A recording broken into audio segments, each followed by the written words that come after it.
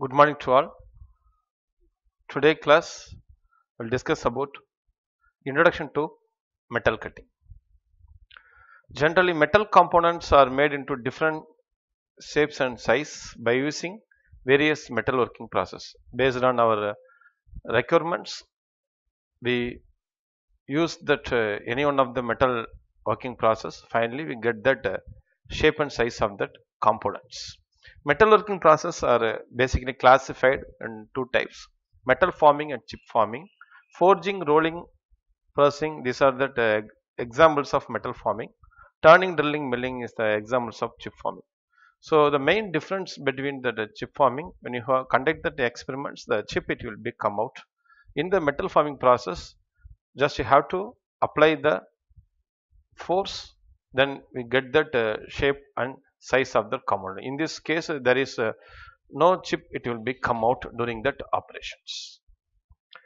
Machining is an essential process of finishing by which workpieces are produced to the desired dimension and surface finish by gradually removing excess material from the performed blank. So generally is said that machining in the form of chips with the help of cutting tool.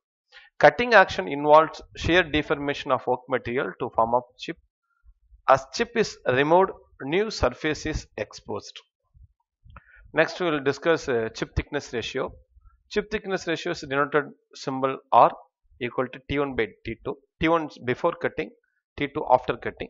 Chip thickness after cut always greater than before. Due to the thermal aspects, the chip thickness value is high compared to that previous one. Chip formation. So in this phase, how the chips are formed. So these are the details we will discuss. The type of chip produced during metal cutting depends upon the machining conditions and material being cut. Based on the properties of material, whether the materials are brittle or ductile, depth of cut, cutting speed, effective of rack angle, positive rack angle, negative rack angle or neutral, cutting fluid, what type of cutting fluids you have to use. So based on that cases, the chip is formed. Types of chip: continuous chip, discontinuous chip. Continuous chip with built-up edge. This is that continuous chip. We use that aluminum alloy material, but both the case of use aluminum alloy, but we get different types of continuous shapes of continuous chips we get because of we given that input parameters may be vary. Continuous chip. Continuous chips are formed by continuous plastic deformations, metal without fractures. Continuously chips are produced during that operation. Mostly aluminum, copper, the type of ductile materials possible, we get that continuous chips.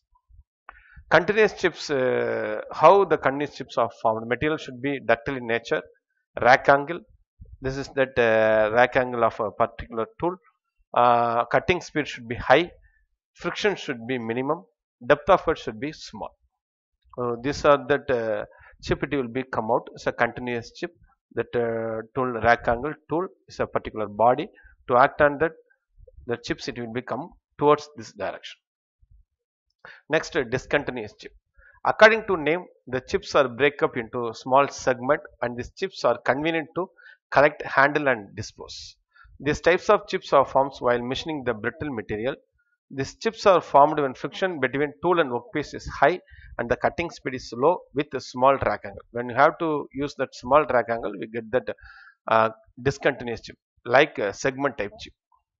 Brittle material, when we use that low cutting speed, small rack angle. So this is that discontinuous chip. Small chips it will become mostly cast iron material. We see these types of chips it will because of that nature in brittle. Continuous chip with built up edge. This type of chip is similar to continuous chip. Only difference is that a built up edge at the face of the tool and also it's not smooth. So this is that the built up edge. When the tool is suddenly to act on that body or to the temperature it will be high in that particular locations, the type of built up edges are formed. At high temperature, chips material gets stick to cutting edge and the tool face near the nose it's called built up edge. This is that built up edge. It will be affect the tool and also it will be affect the quality of the surface of components. As the cutting goes continuous built up edge, increases, the change of geometry tool dimensions may be vary. So when we use that ductile material, and also we are not properly maintain cutting fluid, inadequate cutting fluid, that time we get continuous chip with built-up edge. Why we go for machining? Most of the engineering components need dimensional accuracy and good for surface finish. So in these reasons, we need to go for machining.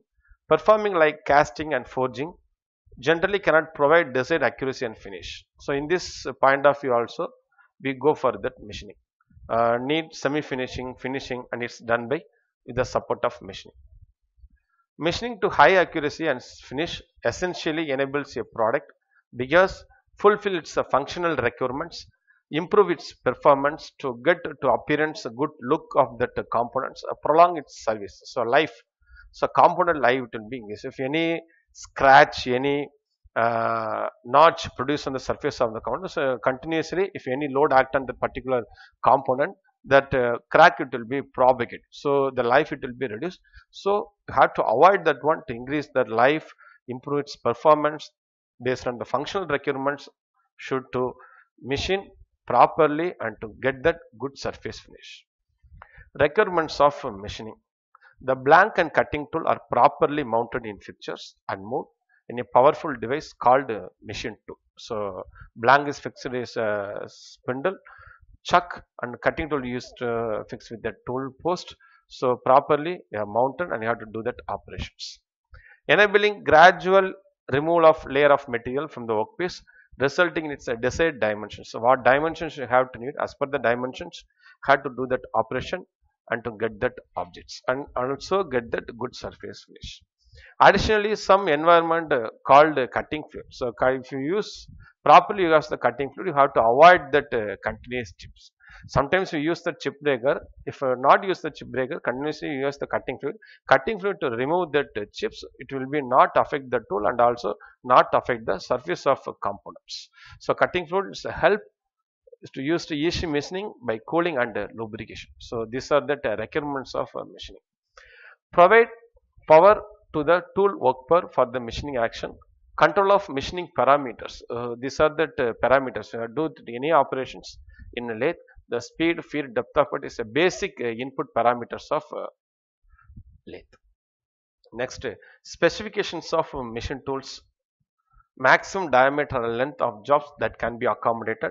Power of main drive motor. We get that power, then only have to rotate that spindle.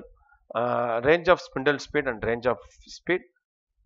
Space occupied in the by the machines. So how much space they are occupied in that location. Next we will discuss type of cutting tools. Cutting tools may be classified according to the number of major cutting edges. This is the single point, so multi-point cutting edges. Single point cutting tool mostly shaping, planning, slotting tools, tanning tools. Multi-point milling cutters and broaching tools mostly you have to use. A type of metal cutting process. There are two types: orthogonal cutting and oblique cutting. The cutting edge of the tool remains normal to the direction of tool feed. The chip coils in a tight flat spiral. Because that particular tool to act on that body, there is no space. So directly it's perpendicular to each other. The very neglected portions only they are available. So the tight flat spiral chip it will be come out. The force which shears the metal acts on smaller area, very small area between that object and the tool. So tool life automatically to reduce, produce sharp corners only to get that sharp corners. Oblique cutting process. The cutting edge of the tool is inclined. Cutting edge of the tool is inclined at an angle to the direction of tool feed. The chip flows sideways a long curl. So the provisions say place is available. So the long curl chip it will be come out. Next, some gap, air gap is available. You have to easily to pass that lubricants. So easily to remove that chip from that particular locations, and also you have to easily to visible during that operations. If the chip easily to remove, have to easily look at that surfaces. Tool life is more because the cutting forces are done at a large area. Produces a chamfer at the end of the cut. Finally, to produce the chamfer of cut. Thank you.